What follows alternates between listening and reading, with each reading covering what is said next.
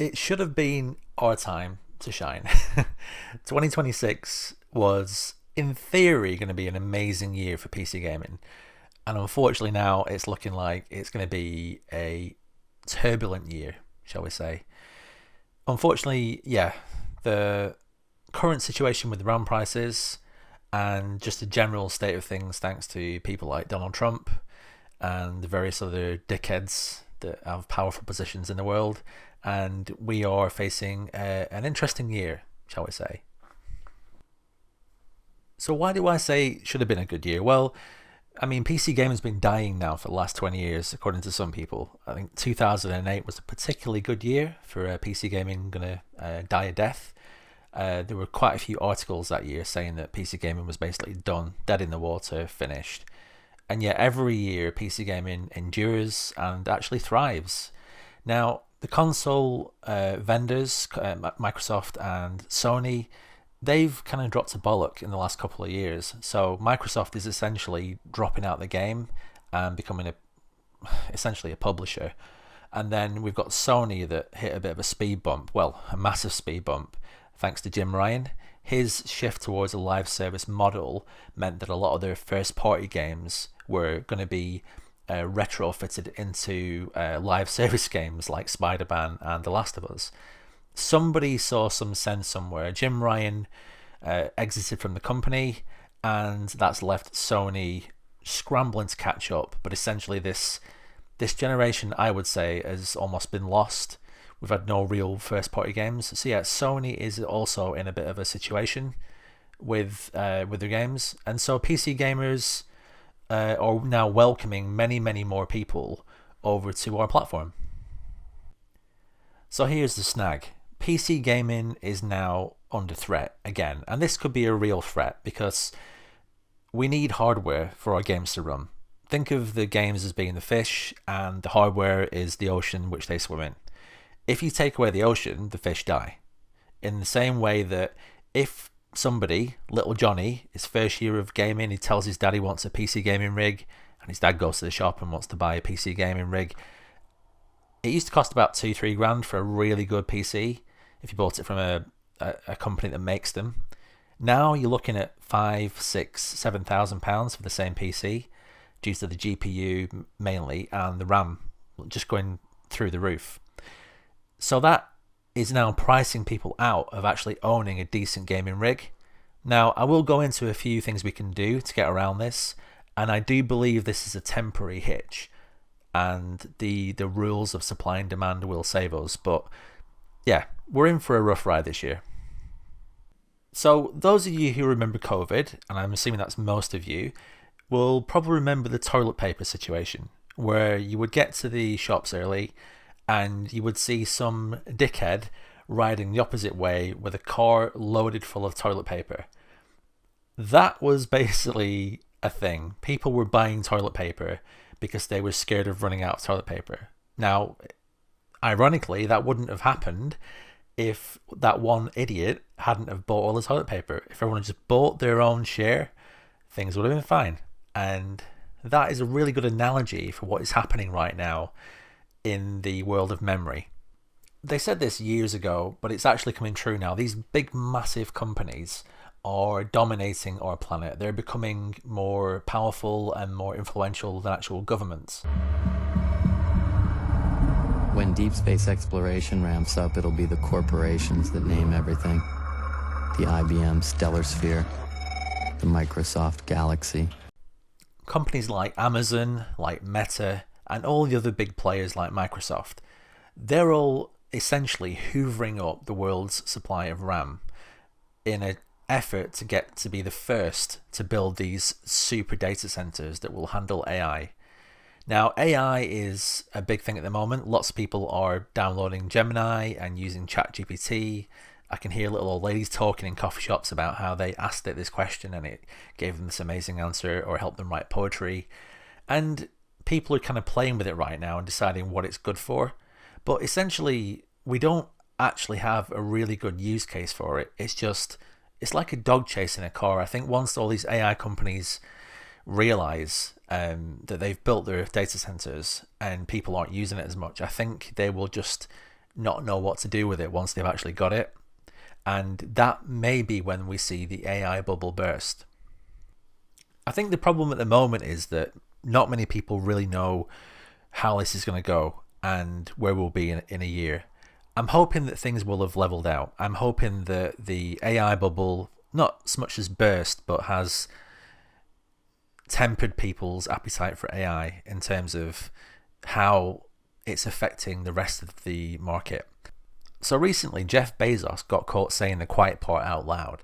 He was in an interview somewhere and he's equating using our local computers differently, in that we won't have computers anymore. We'll just siphon off computing power from these big servers that they own, and the need for hardware will be defunct, will be no longer needed. This is the type of small-minded, greedy, selfish view I would expect from someone like Jeff Bezos, who only sees things through a lens of, I want this, I want profit, I want people to be under the thumb in terms of what we can do with them. We can charge them more money, we can charge them whatever we want, and they will have no power to say anything about it because we will be the only ones who offer this service. And I think this is where we're going if we don't watch ourselves with this story, is if these companies can price people out of owning our own hardware, and we end up in a situation where the only real option to play games is to essentially rent our games hardware through the cloud because there's no other choice, we lose all our power, we lose all our say in what happens. And if this sounds like scaremongering or people taking things a bit too far, just imagine a situation where you've been playing a game for 2 days, you're in the last boss fight, and just as you're running into that last arena, an advert pops up for house insurance. Or let's say you are like, you've got the weekend off, your latest game just come out, like GTA, whatever it is, and you sit down to play and the local internet company goes down. Or some roadworks like cut a cable and you can't game for a couple of weeks. This is the future we're looking at. And anyone who's tried cloud gaming will know that strategy games and stuff like that don't require a fast internet connection, they're okay, they work. But any other game that requires input, you're going to see lag constantly. It's physically impossible to get rid of that lag because every time you move your thumb or you click your mouse, that signal has to go miles, hundreds of miles sometimes, down to a data center to be registered, processed, and get sent back to you in your house for a visual update. And that's never going to go away. And that's not to mention the artifacting and all the other problems that come with cloud gaming. So apart from family, there's not much else I care about in this world as much as gaming. I think my gaming is my passion. It's the thing I care about so much. And it is clear to me now that our gaming landscape is going to change in the next 10, 15 years, like it always has done in the past.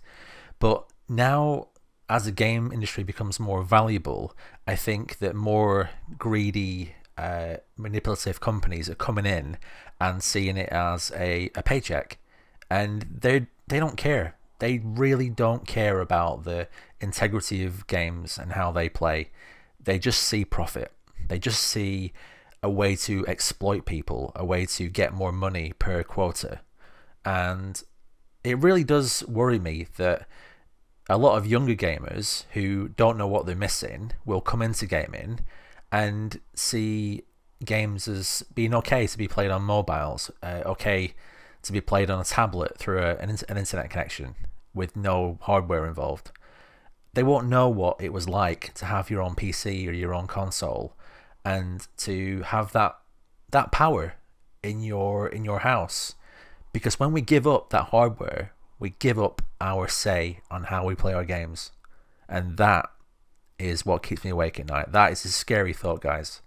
And that is what we have to fight at every turn.